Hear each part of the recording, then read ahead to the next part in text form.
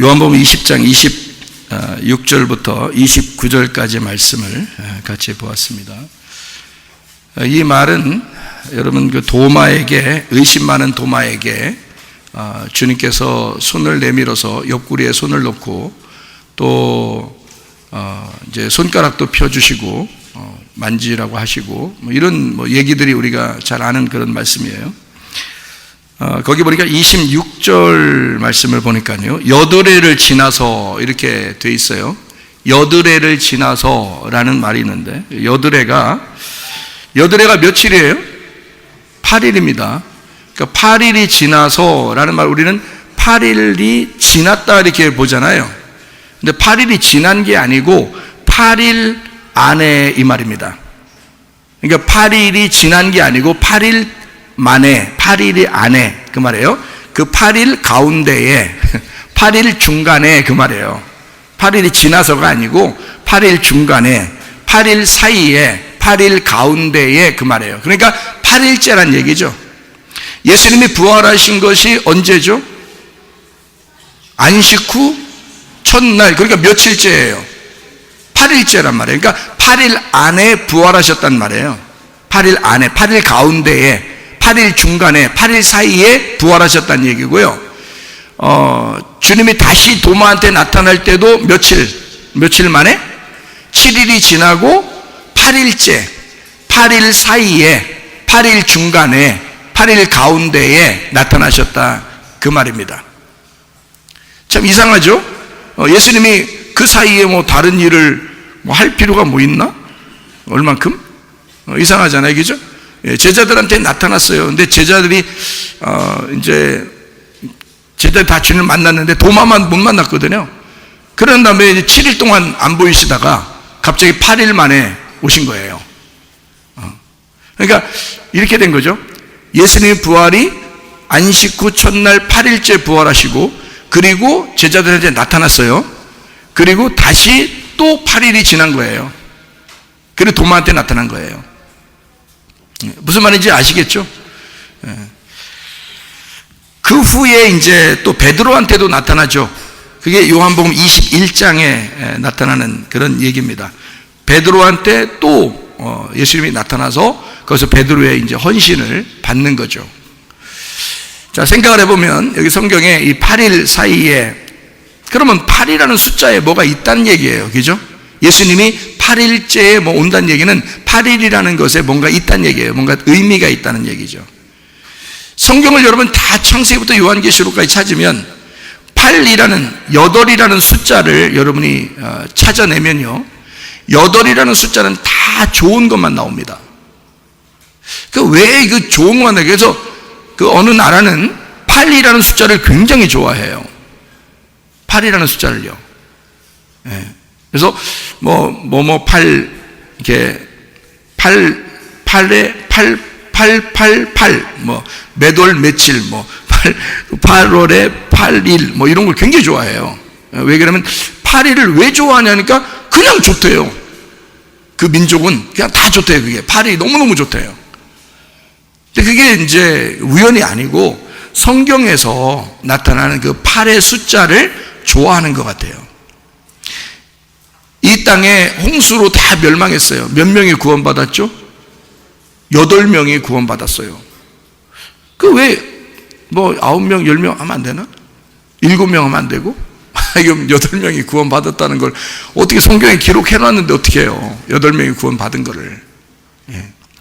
그래서 8이라는 숫자가 나오면 이상하게 죽었다가 살아나는 것을 갖다가 나타낼 때 그때 8이라는 숫자가 나와요. 그러니까 예수님도 안식 후 첫날이니까 8번째 날에 부활을 하는 거죠.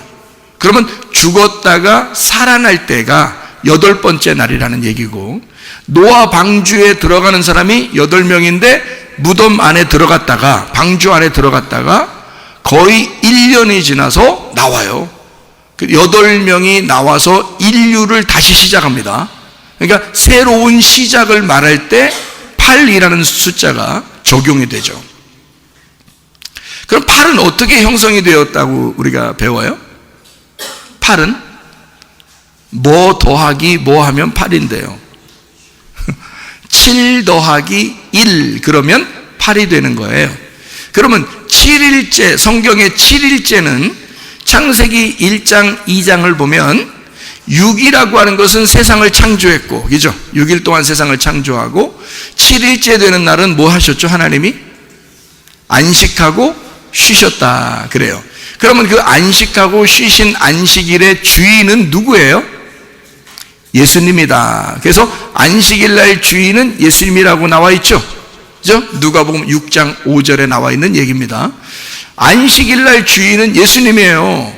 그러면 안식일의 주인이 예수님이니까 예수님은 숫자로 말하면 무슨 숫자예요?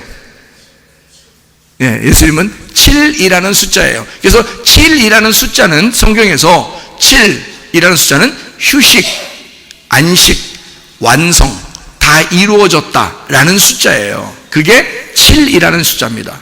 그래서 7안식, 그래서 안식이라는 숫자도 휴식이라는 그 단어도 안식이라는 단어도 휴식이에요. 휴식한다, 일이 끝났다, 완성이 되었다 그런 말이거든요. 이게 7이라는 숫자하고 안식이라는 숫자가 같아요. 이게 의미가 같아요. 의미가 참 이상하죠. 그래서 예수님이 이 땅에 오셔가지고 사마리아 여자를 만나거나 소경을 만나거나 또 베데스다 연못가에 이제 38년 된 병자를 만나거나 이렇게 만나면 고통스러워하는 사람들을 예수님 만나면 다 해결해 줍니다. 왜 그렇게 해결해 주죠?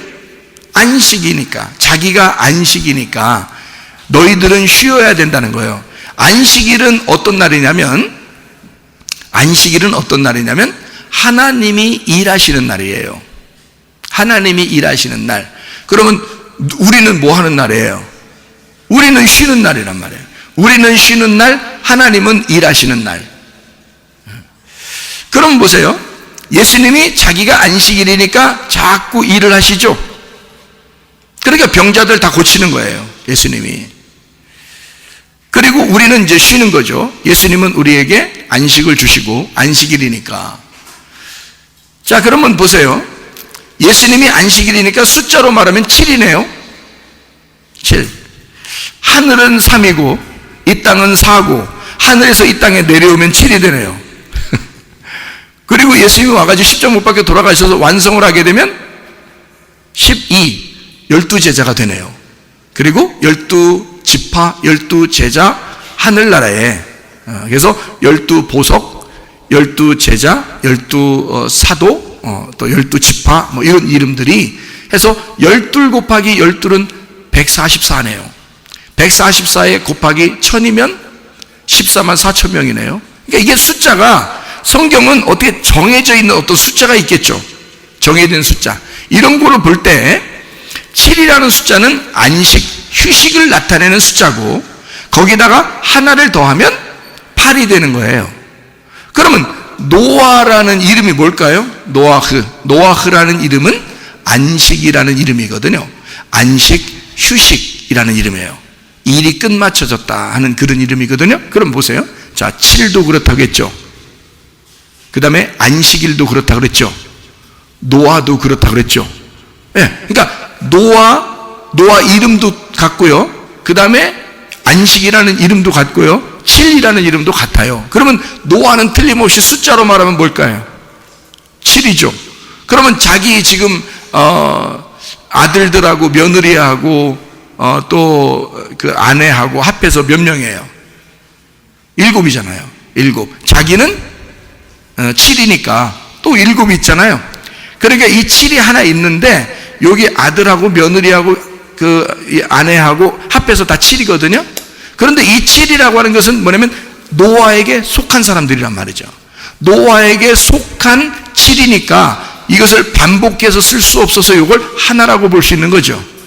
여러분, 여기 교회에 지금 많이 앉아 있어요. 이 많이 앉아 있는 사람들이 교회라 그래. 이거를 예수님이 우리를 교회라 그래. 그러면 이거를 여러 사람이라 그래, 하나의 신부라 그래.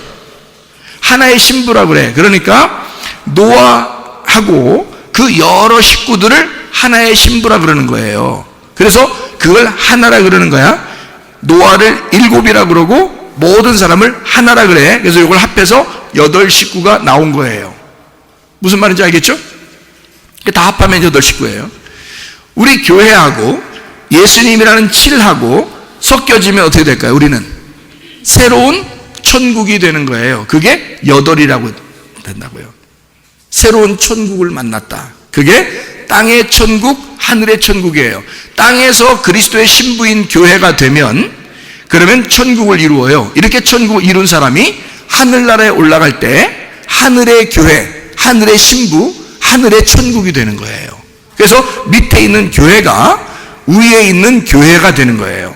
그게 천국의 신부란 말입니다.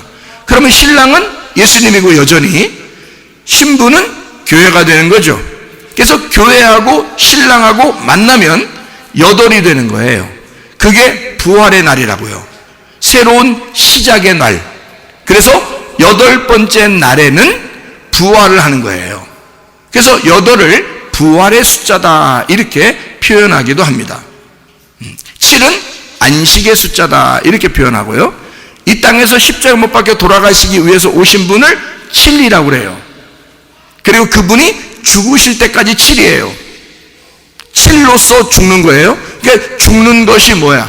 안식이라는 거죠. 그래서 하나님이 이 땅에 와서 자기가 죽을 테니까 너희들은 죽지 마라 하는 게 안식이에요. 자기가 수고할 테니까 너희들은 쉬어라 하는 게 안식이라고요. 그게 7이란 말이에요. 예수님이 죽으셔서 무덤에 갈 테니까 너희들은 살아나야 된다라고 하는 게 안식이에요. 그리고요, 그 주님이 부활하시면 여덟이 되는 겁니다. 그렇죠? 여덟은 근데 혼자 부활하는 게 아니에요. 여덟은 원래 예수님은 뭐라고 했어요? 일곱이라고 그랬잖아요. 그래서 럭키 세븐이라고 그러잖아. 럭키 세븐. 그러니까 일곱이야. 그게 예수님이야. 그런데 여덟이 될 때는 혼자 부활하는 게 아니에요. 누구랑 같이 부활해요? 나하고 같이 부활하는 거예요. 신부하고 같이 부활하는 거예요. 예수님 부활할 때 교회가 생기는 거예요. 교회는 그 전까지는 없는 거야. 있죠. 광야 교회라고 있었죠. 그거는 표징으로 그림자로 보여주는 거고, 진짜 교회는 예수님 안에서 예수님이 죽으실 때 태어나는 거예요. 그게 진짜 교회가 되는 거거든요. 그래서 예수님 죽으시면서 교회가 태어나 그게 부활해서 나타나는 거거든요. 그래서 성령이 오셔야 교회가 나타나는 거예요. 원래 하나님의 백성들이 모여 있어요. 그걸 교회라 그럽니다. 근데 예수님이 죽으시고 부활해야지만이 그 교회가 나타나는 거예요. 그러니까 여러분 생각해 봐요. 여덟이 돼야 부활하신 그리스도 안에서 교회가 나타난다는 얘기입니다. 그러니까 교회가 같이 부활하는 거죠. 여덟째 날에. 예수님 혼자 부활하는 게 아니에요. 그러니까 예수님 혼자 죽었다 부활할 일이 아니라 죽으실 때는 혼자 죽으셔요. 그런데 부활할 때는 같이 부활한다. 그래서 여덟째 날에 부활하는 거. 안식 후 첫날. 안식일 날도 죽어서 무덤에 있었어요. 이해가 됩니까? 안식일 날도 예수님이 죽어서 무덤에 있어요. 우리 보고 너는 죽지 말아라. 내가 죽을 테니까 너 죽지 말아라. 내가 지옥을 경험할 테니 너는 지옥을 쳐다보지도 않게 해주겠다. 그런 말이거든요. 그리고 난 다음에 여덟째 날 너와 내가 함께 부활할 것이다. 여러분, 자녀가 있으면 자녀가 아플 때, 자녀가 아프면 여러분 어때요? 부모가 마음이 안타깝죠? 자녀가 아프면 너는 너고 나는 나니까 너 아픈 거하고 나하고는 아무 상관없어. 아파야 크는 거야. 응? 뭐 그래요? 아니면 아기가 아프면은 그 말도 못하는 아기가 아픈다고 해봐요. 그럼 여러분 어때요? 저는 그런 거 경험해 봤는데, 말도 못하는 아기가 아프잖아요. 그러면 어떤 마음이 들어와요? 내가 아팠으면 좋겠다. 그런 마음이 들어오죠. 내가 아팠으면 좋겠다. 왜요? 너는 나고 나는 너니까. 이 아이는 그걸 못 느끼지만 부모는 그걸 느낀단 말이에요. 네가 나고 내가 너야. 너는 내 안에서 태어난 또 하나의 나니까. 네가 아픈 게 너무 안타까워. 그래서 내가 대신 아팠으면 좋겠다. 그래서 저는요, 기도를 그렇게 했습니다. 아이가 아플 때 하나님 앞에, 하나님, 제가 대신 아팠으면 좋겠습니다. 근데 저만 그런 게 아니라 부모들 마음은 다 그럴 거예요. 그죠? 예, 그런 마음이 안 들어. 나는 왜 그런 마음이 없었지? 뭐 이러면 부모도 아니야. 그는 부모이기를 포기한 사람이지. 부모는 당연히 그런 마음을 가져요. 내가 대신 아팠으면 좋겠다, 이제 그런 마음을 갖거든요. 왜 그래요? 이 아이는 이 아빠가 아픈 거를 경험하지 않았으면 좋겠다. 자, 아빠가 실패하고, 아빠가 실수하고, 실패하고, 뭔가 아빠가 사업이 망하고, 막 힘들어지고 그러면 자녀들한테 그 힘든 걸 그대로 물려주고 싶어요? 어떻게든지 해결해서 자녀들은 고생 안 하게 해주고 싶어요? 어떻게든지 해결해서 자녀들은 고생 안 하게 해주고 싶은 게 부모의 마음인 거예요. 야, 내가 너한테 물려줄 것은 실패뿐이다. 내가 너에게 물려줄 것은 죄악뿐이다. 내가 너에게 물려줄 것은 집안 폭삭망한 것뿐이다. 이러면 좀 이상하잖아요, 부모가. 그러니까 부모는 자기는 망했어도, 자기는 힘들고 고통스럽고 실수하고 실패하고 죄악 가운데 있어도 자녀만큼은 그렇게 살지 않았으면 좋겠다 하는 게 부모의 마음이잖아요. 맞죠? 그러니까 하나님 앞에 기도하는 거죠. 우리 자녀는 그렇지 않게 해주십시오. 행복하게 해주십시오. 우리 자녀는 건강하게 해주십시오. 우리 자녀는 평안하게 해주십시오. 우리 자녀는 늘 안전하게 해주십시오. 그렇게 기도하잖아요, 우리가. 그죠? 부모들의 마음은 그렇단 말이에요. 자, 우리들 마음이 그런데 하나님 아버지의 마음은 어떻겠어요? 하나님 아버지의 마음은 아들 예수를 보내서 너희들이 죽어야 할 것을 내가 죽을 테니 너희들은 살아나거라. 내가 죽을 때는 너희는 죽지 말아라, 그 말 아니겠습니까? 내가 지옥을 경험할 때니 너희들은 불구덩이라는 지옥을 경험하지 말아라. 너희들은 다시는 그걸 쳐다보지 않고 살게 해주고 싶다, 그 말 아니겠습니까? 그러니 예수가 우리를 위해서 죽으시고, 예수가 그 지옥을 경험하시고 우리를 다시는 죽지 않도록, 다시는 지옥에 오지 않도록 주님이 다 경험하시고 그리고 부활하셨단 말이에요. 그러니 우리는 뭐 지옥을 가고 싶어도, 지옥이 어떤지 보고 싶어도 보지 못하는 사람, 죽고 싶어도 죽지 못하는 사람이 됐다, 그 말입니다. 기분 나빠요? 예수님이 혼자 다 경험하고 우리 좀 경험해야 되는데 우리 경험 못해서 기분 나쁘시냐고. 그거 아니라고. 부모는 그 마음이 아니라고. 부모는 우리 아이가 한 번도 안 아팠으면 좋겠다고요. 우리 아들이, 우리 딸이 한 번도 실패 안 했으면 좋겠다고요. 그게 부모 마음이라고요, 여러분. 지옥 안 가고 천국만 갔으면 좋겠다고요. 여러분, 텔레비 같은 거 보면 무서운 거, 막 귀신 같은 거 나오고 이런 거 있잖아요. 보지 마요, 그런 거. 응?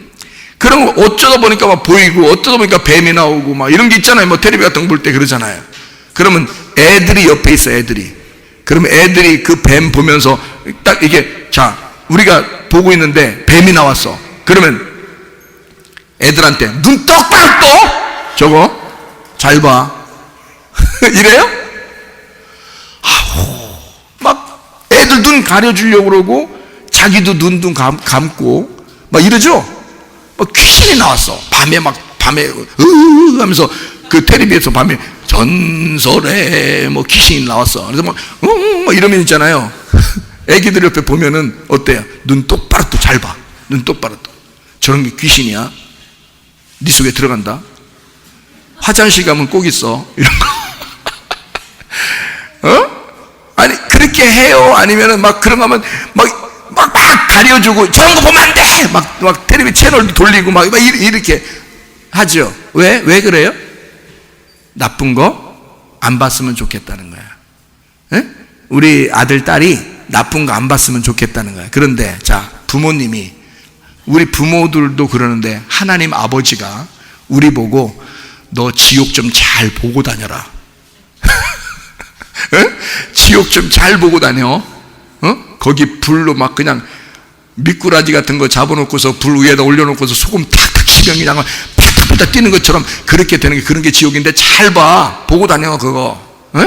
구더기 같은 거 막 후루후루 하면서 이렇게 돌아다니는 거, 막 불구덩이 속에 막 있는 거, 그거 잘 좀 보고 다녀라. 응? 더 보여줄까? 더. 하나님이, 야, 내가 더 보여줄까? 하나님이 그러겠어요? 하나님이 어떻게든지 지옥을 안 봤으면 좋겠다 하겠어요? 어떻게든지 우리 자녀들을 지옥을 못 보게 해주고 싶은 거지. 이해가 돼요? 그러니까 주님은 지옥에 있는 것들에게 자기가 예수가 죽으시고 우리 인간의 모든 죄악 때문에 내가 대신 이 인간들을 위하여 죽고, 그래서 그 죽었다, 다 끝냈다, 이 사망과 저주를 다 끝냈다고 자기가 증거하시는 거야. 지옥에 있는 모든 사자들에게도 다 증거하시는 거야. 그리고 우리 인간들은 다 그런 지옥에 한 명도 가지 않기를 바라는 마음으로, 내 자녀들이니까 너희들은 천국만 가야 돼. 그래서 부활하신 거라고요. 여러분, 무슨 말씀인지 아시겠죠? 그날이 8번째 날이에요. 그날은 예수만 부활하는 것이 아니라 여러분과 함께 우리가 같이 부활, 우리가 그리스도 예수 안에서 같이 부활하게 하려고 부활하신 날이 8번째 날. 그래서 8번째 날에 자꾸 나타나는 거예요. 8번째 날에 보여주는 거예요. 노아 방주 때도 8명이 구원받는 거고, 안식 그 첫날 부활하는 거고, 8번째 날에 또 도마에게 나타나서 의심하지 마라. 의심하지 마라. 내가 부활했다. 너 내 옆구리에다 손을 넣어봐라. 옆구리에 손을 진짜 넣었다고 생각해요. 진짜 넣는지 안 넣는지 모르겠는데 여러분 같으면 진짜 넣고 싶어, 안 넣고 싶어요? 응? 저는 넣고 싶어. 저는 넣고 싶어. 여러분은 진짜 막 너무 착한 사람들이라 어떻게 넣어요? 이렇게 하지만 저는 넣고 싶어요. 왜 그러냐면 예수님의 옆구리를 탁 찔러서 넣으면요, 뭐가 잡힐까? 뭐가 잡혀? 예수님의 심장이 잡혀. 그 심장을 만지고 싶어. 예수님의 그 마음을 만지고 싶어. 예수님의 그 벌떡벌떡 나를 사랑하시는 그 심장을 만지고 싶어. 나는 그래서 나를 이토록 사랑하셨구나라고 하는 것을 깨닫고 싶어. 그걸 느끼고 싶어. 그 심장의 고동 소리를 내가 만지면서 평생 잊지 않고 살고 싶어.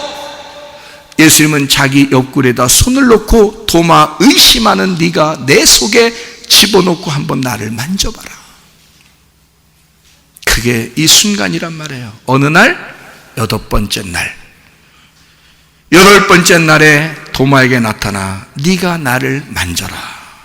그래요. 참 놀라운 거죠. 그 주님의 사랑입니다. 의심하고 있었던 도마를 그냥 지나치시지 않으시고 주님이 다시 나타나서, 내가 부활한 것은 나 혼자 부활한 게 아니야. 너와 함께 부활한 거야. 네가 다시는 죽지 않기를, 네가 다시는 지옥을 경험하지 않기를 위하여 내가 너와 함께 부활한 거야. 그러면서 도마에게 얘기하니까요, 도마가 거기서 무릎을 꿇는 겁니다. 주님, 나의 주인이십니다. 그리고 나의 하나님이 되십니다. 부활하신 예수님은 이 땅에 계신 예수님이 아니라, 죽으시기 위해서 오신 예수님이 아니라 부활하신 하나님이십니다. 그러니까 도마가 그렇게 고백하는 거예요. 나의 주인이시며 나의 하나님이십니다. 8번째 날, 예수 그리스도가 이 땅에 7번째 남편으로 오셨다는 것을 여러분에게 말씀을 드렸죠. 사마리아 여자가 몇 명의 남편이 있었다고요? 6명. 5명이 지나치고 6번째 남편이 지금 집에 있다, 이렇게 얘기했으니까 6 남편이 있는 사마리아 여자에게 예수님이 와서, 안식이라는 예수님이 와서 그 여자에게 남편이 되시면 창조가 완성이 된단 말이에요. 그러면 그 여자는 예수와 함께 죽는 것이고, 그 예수를, 그 진리를 깨닫게 되는 겁니다. 그러면은 부활할 때 예수 그리스도와 함께 부활하게 되겠죠. 그래서 예수님과 함께 있는 자가 예배하는 때, 그때가 부활의 날이다, 이렇게 예수님이 소개하는 것이 요한복음 4장입니다.